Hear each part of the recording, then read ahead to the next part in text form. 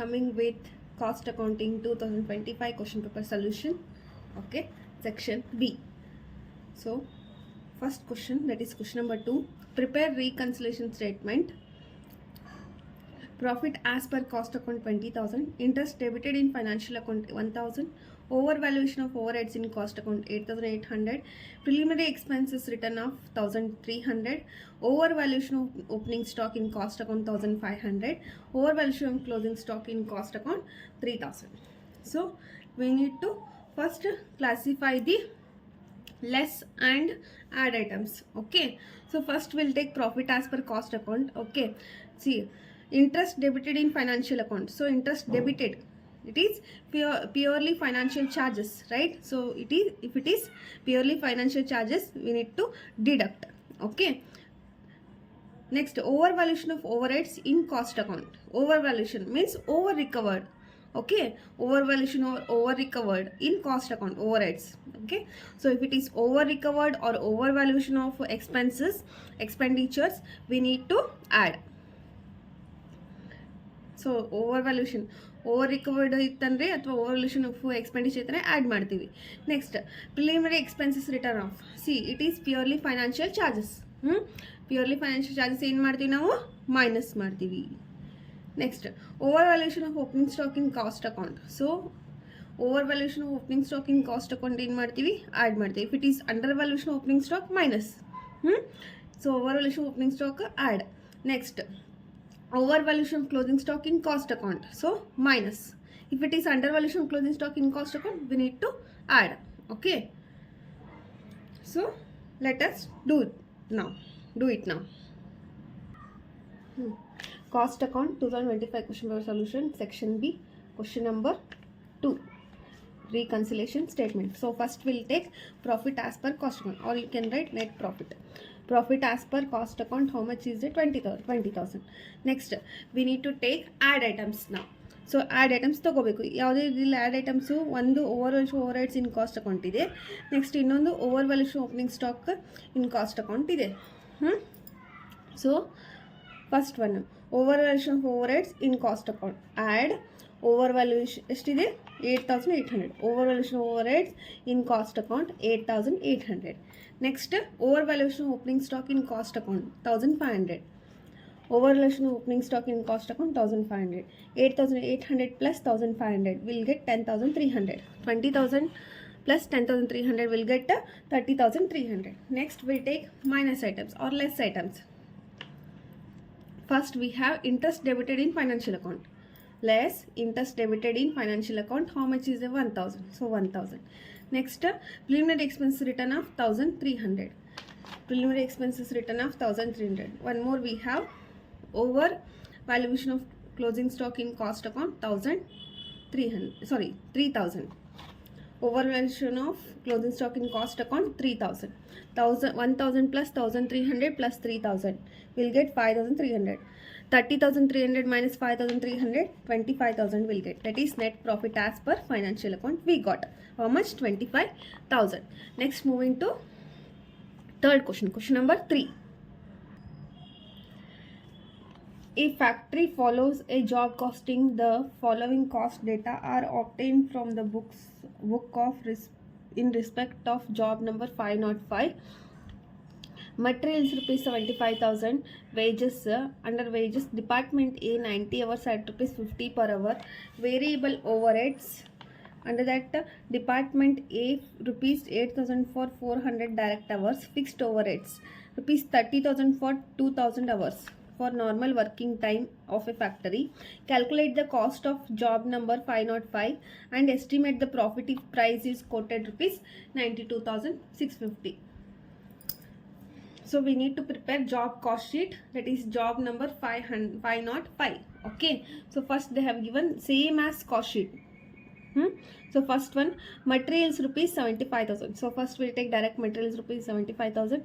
Next, wages. So under that wages, what? So department A 90 hours they have worked, total 90 hours. Okay, for 1 hour wages, how much is there? 50 rupees. So 90 into 50 will get a wages. Next, overheads, that is factory overheads. Under that we have variable overhead and fixed overhead. So first we'll take fixed overhead. leave it. Variable overhead. So variable overhead, how much is there? Rupees 8,000 for 400 direct hours. But department A only worked 90 hours. Okay, so in that case 8,000 for 400 hours, we need to find out 1 per hour how much rupees. So 8,000 divided by 400, we'll get a per hour rate. So per hour rate into 90 hours, we'll get variable overheads. So same as fixed overhead. So fixed overhead rupees 30,000 for 2,000 hours of normal working time. So for 2,000 hours, rupees 30,000 is there. So we need, again here we need to calculate per hour rate. That is 30,000 divided by 2,000, we'll get the per hour rate into number of total number of worked hours, how much? 90 hours. We'll get fixed overhead. Next, calculate the cost of job number 505 and estimate profit if the price is quoted is rupees 92,650. So we need to calculate profit. Okay, they have given sales here, that is 92,650. So using this, we need to calculate profit as well as total cost. So let us calculate now. Question number 3, job cost sheet of job number 505, particulars rupees. First we'll take material 75,000. So material 75,000. Next wages. So wages 90 hours into 50 rupees per hour. Okay, that is wages rupees 50 into 90, will get 4,500. Add it. 75,000 plus 4,500, 79,500. This is prime cost. Next, add factory overhead. In factory overhead, we'll get we have fixed overhead as well as variable overhead. So ನಮಗೆ factory overhead, fix overhead ಇದೆ and variable overhead ಇದೆ. So first ನಾವೇನು ಮಾಡೋಣ, fixed overhead ತೊಗೊಳ್ಳೋಣ. So ನನಗೆ comment ಬಂದಿತ್ತು ಕನ್ನಡ ಒಳಗೆ explain ಮಾಡೋಂತ. Okay, so ಅರ್ಧ ಕನ್ನಡ ಅರ್ಧ ಇಂಗ್ಲೀಷ್ ಒಳಗೆ ಎಕ್ಸ್ಪ್ಲೇನ್ ಮಾಡ್ತೀನಿ, ಅದಕ್ಕೆ ಹೀಗೆ ಮಾಡ್ತಿದ್ದೀನಿ. ನನ್ನ ಮೋಟೋ ಏನು, ಕನ್ನಡ ನಿಮಗೂ ಅಂಡರ್ಸ್ಟ್ಯಾಂಡ್ ಆಗಬೇಕು, ಇಂಗ್ಲೀಷ್ ಸ್ಟೂಡೆಂಟ್ಸ್ಗೂ ಅಂಡರ್ಸ್ಟ್ಯಾಂಡ್ ಆಗಬೇಕು. ಓಕೆ, ಸೊ ಈ ನನ್ನ ವೀಡಿಯೋಸಿಂದ ಸ್ಟೂಡೆಂಟ್ಸಿಗೆ ಹೆಲ್ಪ್ ಆಗಬೇಕು, ಅಷ್ಟೇ ನಂದು. Okay, C, so fixed cost first ಎಷ್ಟಿದೆ, 30,000 rupees for 2,000 hours. So 30,000, right? So 30,000 divided by 2,000, we'll get a 15 rupees, rupees 15. So total number of hours ಎಷ್ಟು ವರ್ಕ್ ಮಾಡಿದ್ದಾರೆ department 90 hours. So 15 rupees into 90, we'll get a 1,350. Next, same as variable or 8,000 for 400 hours. Variable cost 8,000 divided by 400, will get rupees 20 for 1 hour. 20 into 9, total number of hours 90 hours, 1,800. So 79,500 plus 1,350 plus 1,800, will get a work cost 82,650. So ಇವಿಷ್ಟು add ಮಾಡಿದರೆ ನಮ್ಗೇನು ಬರ್ತೈತಿ, work cost ಸಿಗ್ತೈತಿ. Okay, next add administrative overhead. So administrative overhead ಏನಿಲ್ಲ, put it as a dash. Next will get directly cost of sales 82,650. Okay, so next ಏನು ಮಾಡ್ಕೋಬೇಕು ನಾವಿಲ್ಲಿ, price, sales price ಬರ್ಕೋಬೇಕು 92,650. So sales price 92,650, 92,650 minus 82,650, profit ಎಷ್ಟು ಬರ್ತೈತಿ ಇಲ್ಲಿ, 10,000 ಬರ್ತೈತಿ. Okay, moving to next question, question number 4. Ranebennu Transport Company runs a fleet of buses on between two cities is as follows. So number of buses, first city 15 buses, okay, 60 passenger capacity, seating capacity. Next 20 buses, 40 passenger seating capacity. So 2 cities bus and passenger capacity they have given. Okay, each bus makes 5 trips in a day covering distance of 25 km. So number of trips ಎಷ್ಟಿದೆ, 5 trips and distance 25 km. Each way on an average buses are full onward journey. So onward journey full ಇರ್ತೈತಿ. ಇಲ್ಲೇ onward and return journey ಬೇರೆ ಬೇರೆ ಕೊಟ್ಟಿದ್ದಾರೆ. So ನಾವು ಬೇರೆ ಬೇರೆ ಮಾಡಬೇಕು. ಸೊ ಆನ್ವರ್ಡ್ ಜರ್ನಿ ಫುಲ್ ಇದೆ ಅಂತ ಹೇಳಿದ್ದಾರೆ. But 75% seats are occupied on return trip.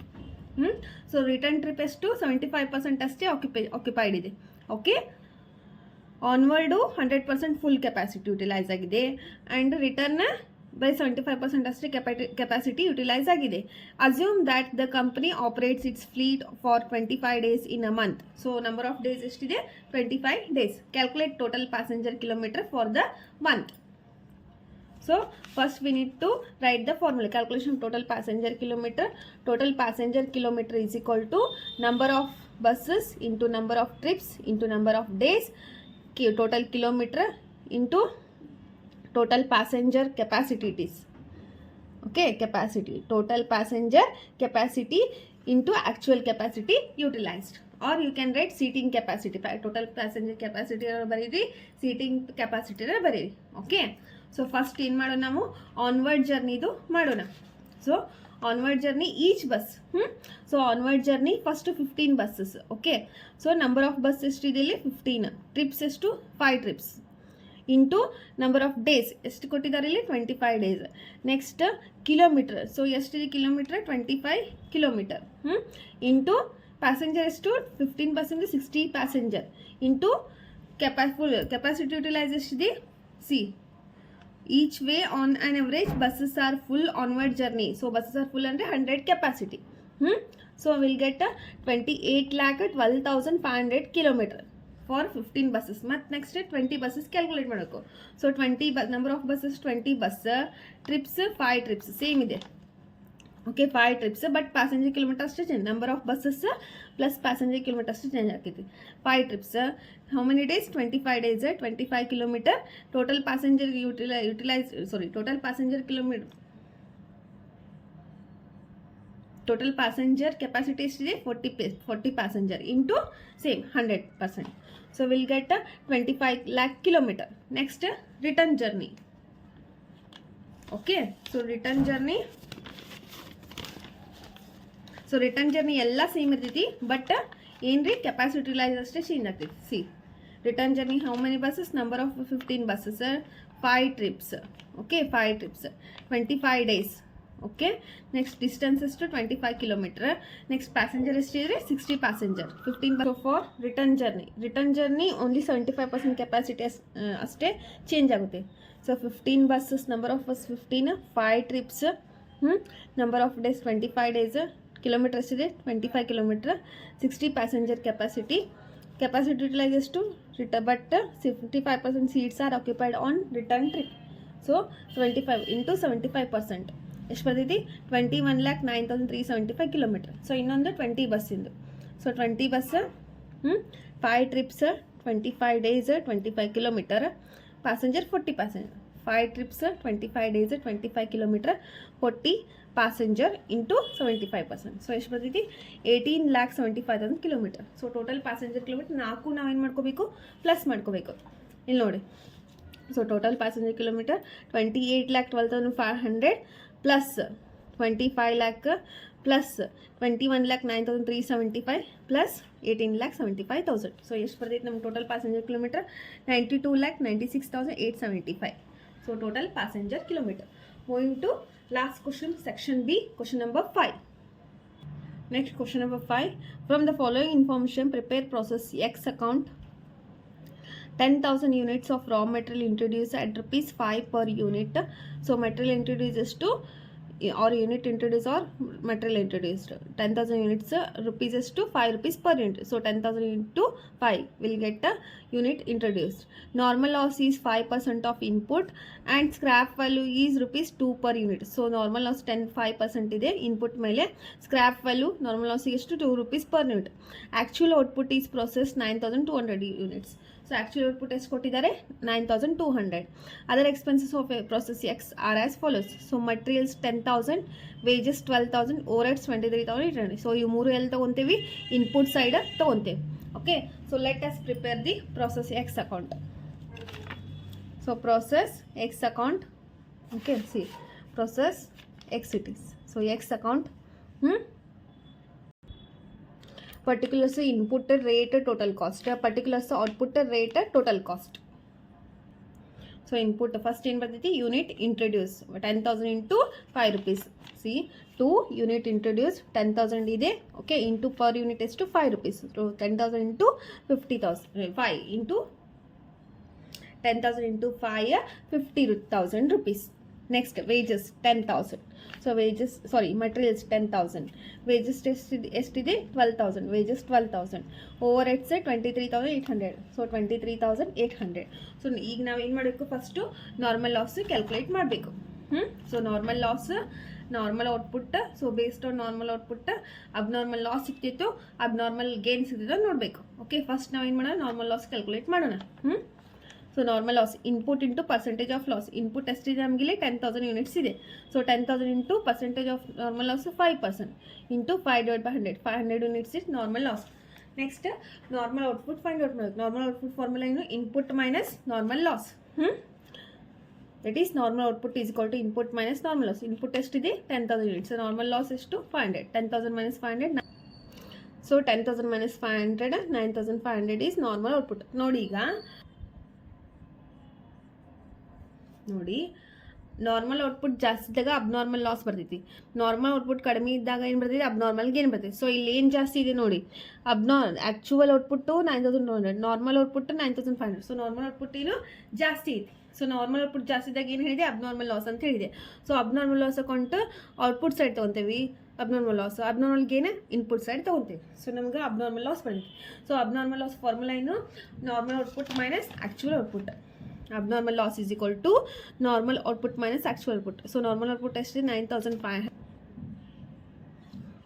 So normal output ಎಷ್ಟಿದೆ, normal output 9,500 minus actual output ಎಷ್ಟು 9,200.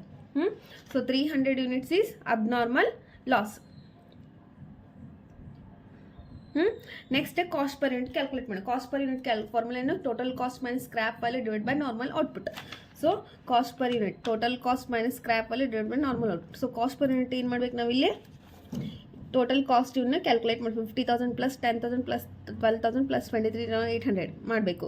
95,800 ಬರ್ತಿದೆ. ಸೊ 95,800 ಮೈನಸ್ ಸ್ಕ್ರ್ಯಾಪ್ ವ್ಯಾಲ್ಯೂ ಎಷ್ಟು 1,000. ಸೊ ಹೇಗೆ 1,500 ಇಂಟು ಸ್ಕ್ರ್ಯಾಪ್ ವ್ಯಾಲ್ಯೂ ಎಷ್ಟಿತ್ತು ಇಲ್ಲಿ ಪರ್ ಯೂನಿಟ್ 2. ಸೊ 500 ಇಂಟು 2 ಏನು ಬರ್ತೈತಿ 1,000 ಬರ್ತೈತಿ.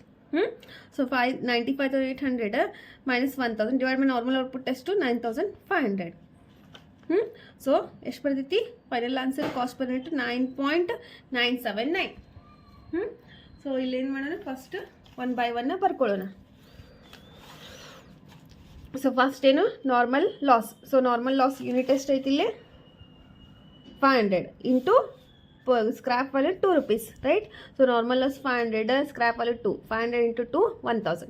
Next abnormal loss. So abnormal loss output side ತೊಗೋಬೇಕು 300 ಯೂನಿಟ್ಸ್, ಕಾಸ್ಟ್ ಪರ್ ಯೂನಿಟ್ ಇದನ್ನ ಇಂಟು ಮಾಡ್ಬೇಕು, ರೇಟ್ ತೊಗೋಬೇಕು.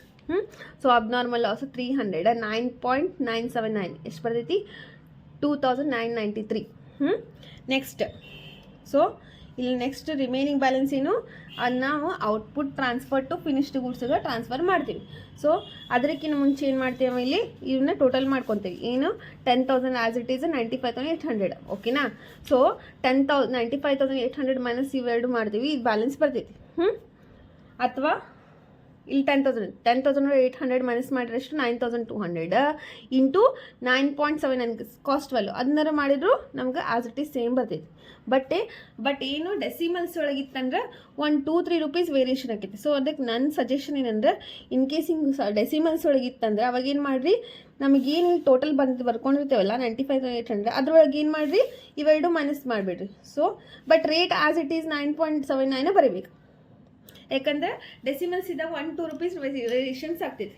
21,807 ಅರ್ಥ ಆಯ್ತಲ್ಲ. ಸೊ ಫಸ್ಟು ಏನು ಮಾಡ್ಬೇಕು, ಟೋಟಲ್ ಮಾಡ್ಕೋಬೇಕು. ಓಕೆ, ಟೋಟಲ್ ಮಾಡಿಕೊಂಡು ಇದನ್ನು ಆ್ಯಸ್ ಇಟ್ ಈಸ್ ಬರ್ಕೊಂಡು ಅದ್ರೊಳಗೆ ಇವನ್ನ ಮೈನಸ್ ಮಾಡಬೇಕು. ಮೈನಸ್ ಮಾಡಿದ್ರೆ ಏನು ಬರ್ತೈತಿ, ಬರೀ ಔಟ್ಪುಟ್ ಆ್ಯಂಡ್ ಟೋಟಲ್ ಕಾಸ್ಟ್ ಅಷ್ಟೇ ಮೈನಸ್ ಮಾಡೋದು. So will get by output transfer to finished goods. So this is all about cost account 2025 question paper solution section B. Okay, thank you.